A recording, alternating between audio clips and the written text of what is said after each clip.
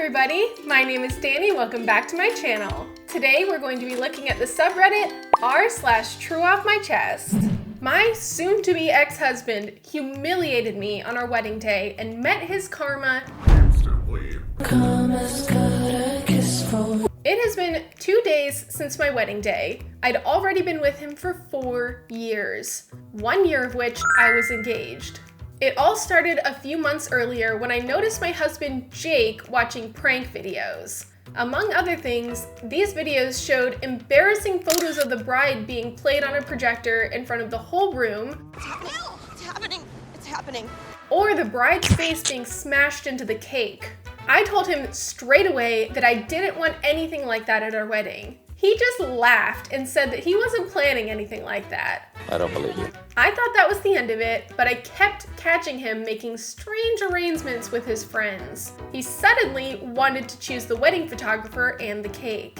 I thought nothing of it and was just glad that he was helping me with the wedding preparations. Nevertheless, I reminded him the day before that if he did something like that, I would break up with him immediately. When the day of the wedding came, everything went smoothly until the moment when the cake was to be cut. The whole room watched as I made the first cut, and the photographer stood in front of us with camera in hand. Suddenly, I felt a hand on the back of my head pushing me face first into the cake. Not only my makeup, but the whole wedding dress was ruined, and the whole room laughed. My husband, the loudest. At that moment, the photographer took the photo, and Jake said this was now our wedding photo.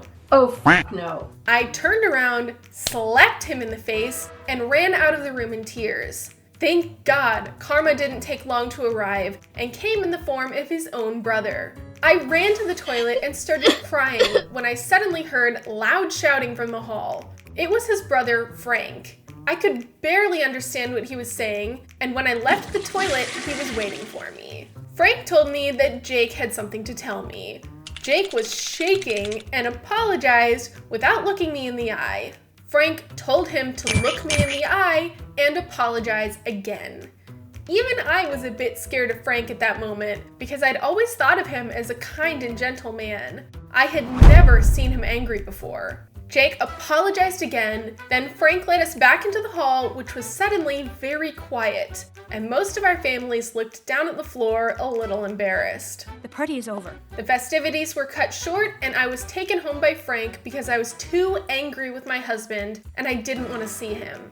During the ride, Frank apologized for blowing up like that. He explained that my husband was horrible even back when he was a child and used every special occasion to humiliate Frank. When it was Frank's birthday, my husband would throw his cake at him and break his presents. But back then, their parents always brushed all of it off by saying, "That's just how brothers behave." Might as well be boys. So Frank had to endure every humiliation. But when he saw my husband bury my face in the cake, he was fed up because he realized that my husband was just a bad person who got his satisfaction from humiliating others. I asked Frank if he thought it would be an exaggeration if I separated from my husband, and he said no, because according to him, I deserved better. You deserve better. And he didn't care how his brother felt about it because he brought it on himself. Frank then told me that if I needed help collecting my things, he would help me and gave me his number. I decided to separate from Jake and file for divorce. Good for you. I informed Jake and my family about it. Jake just told me not to do that because it was a harmless prank. It's just a prank, bro. I was spammed by both his family and mine that it would be ridiculous to end our marriage over this. But I see it differently. If he does something like this to me, despite multiple requests not to do it, even after promising me he wouldn't do it, then I can't trust him. No matter what he promises me, I have to assume that the opposite can and will happen, and that he doesn't care at all about how I feel about his decisions. This situation can be projected onto so many worse situations where it would be important for me to be able to trust him. How can you ever trust somebody like that? His brother Frank seems to be the only one who supports me now, and I will go through with the divorce. Call me humorless, call me what you want, but I've given my reasons. I personally don't think it was karma that this husband got. I think he just finally got what was coming to him. It's nice to see somebody get what they deserve. It seems like Frank is the only reasonable person in this family. This cake incident is not just about the cake. It shows that Frank has a fundamental disrespect for his wife. She will never be able to trust him not to do something that will hurt her just because he thinks it's funny. It was fucking funny. I'm sure this behavior was encouraged in no small part by his parents. He should have been held responsible for this ever since he was a child, and maybe he wouldn't be such a piece of crap today. Just what kind of a boy is this Buddy Hinton? He's a good hitter. OP, I do not think you're overreacting. I think divorce is the right decision. Good for you. And I hope you can find someone better in the future. Ferrero Rocher restricted my diet for over 15 years. I'm a 21-year-old female, and I found out that Ferrero Rocher caused my parents to lie to me for over 15 years. You sit on a throne of lies. I've been suffering with constant allergies for the past few weeks. Allergies? Cowardice and weak-willed men. Which led me to take a test to find out what was causing it. I found out that my parents lied to me for over 15 years by saying I was allergic to nuts. And if I eat a cashew, I could realistically die. That happened because my mom loves Ferrero Rocher, and these are expensive in the country where I live.